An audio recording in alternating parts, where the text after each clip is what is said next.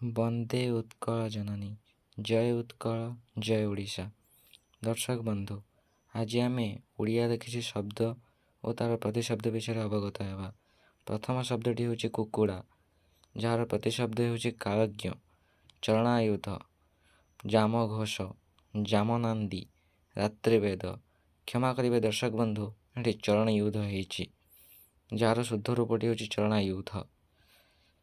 ନେକ୍ସଟରେ ଅଛି କୁଆ, ଯାହାର ପ୍ରତିଶବ୍ଦ ହେଉଛି କାଉ, କାକ, ଘୁକାରି, ଧୂଳିଜଙ୍ଘ, ବାୟସ, ଏକାକ୍ଷ, ବଳିଭୁଜ, ବଳିପୁଷ୍ଟ। ଏଠାରେ ମଧ୍ୟ ଏକ ଭୁଲ ଅଛି, ବଳିଭଭୁଜ, ଯାହାର ସଠିକ୍ ରୂପ ହେଉଛି ବଳିଭୁଜ। ତୃତୀୟରେ ଅଛି କୁମ୍ଭୀର, ତାହାର ପ୍ରତିଶବ୍ଦ ହେଉଛି ପିଙ୍ଗଚକ୍ଷୁ, ମଗର, ଶଙ୍କୁମୁଖ। ତାପରେ ଅଛି କୃଷ୍ଣ, ପ୍ରତିଶବ୍ଦ ହେଉଛି ଅସିତ, ଏକନାମ, କଳାବର୍ଣ୍ଣ, ନୀଳଶ୍ୟାମଳ, ମୁରଲୀଧର, ଶ୍ୟାମ। ସେହିପରି କୋଇଲିର ପ୍ରତିଶବ୍ଦ ହେଉଛି କୋକିଳ, ପିକ, ବନପ୍ରିୟ, କଳକଣ୍ଠ, ପରଭୃତ, ବସନ୍ତଦୂତ। ପୁନଶ୍ଚ ଅଗ୍ନି, ଯାହାର ପ୍ରତିଶବ୍ଦ ହେଉଛି ଅନଳ, ଚିତ୍ରଭାନୁ, ନିଆଁ, ବହ୍ନି, ବୈଶ୍ୱାନର, ହୁତାସନ, ପାବକ, ଅର୍ଦ୍ଧମୁଖ, ଅପିତ୍ତ। ପୁନଶ୍ଚ ଅମୃତ, ଅମୃତର ପ୍ରତିଶବ୍ଦ ହେଉଛି ଅମିୟ, ପୀୟୁଷ, ସୁଧା।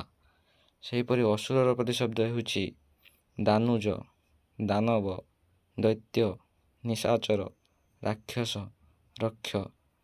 ଆକାଶର ପ୍ରତିଶବ୍ଦ ହେଉଛି ଅଭ୍ର, ଅମ୍ବର, ଅନ୍ତରିକ୍ଷ, ଗଗନ, ବିହାୟସ, ବ୍ୟୋମ, ଅନନ୍ତ।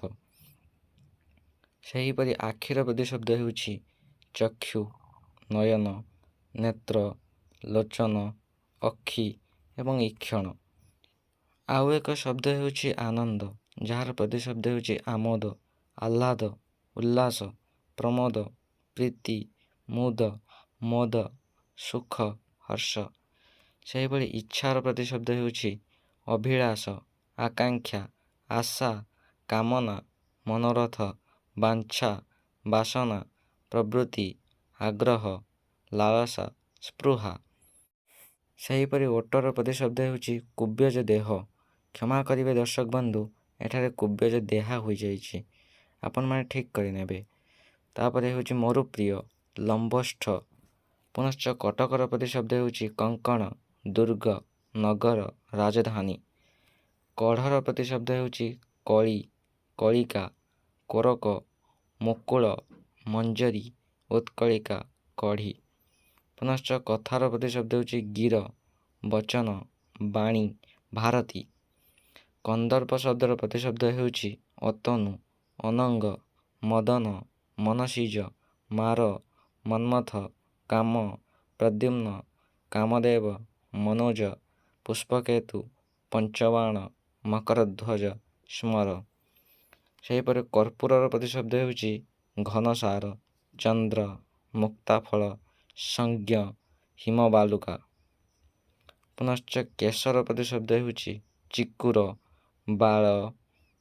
ପୁନଶ୍ଚ ଖବରର ପ୍ରତିଶବ୍ଦ ହେଉଛି ଉଦନ୍ତ, ବାର୍ତ୍ତା, ସନ୍ଦେଶ। ଧନ୍ୟବାଦ।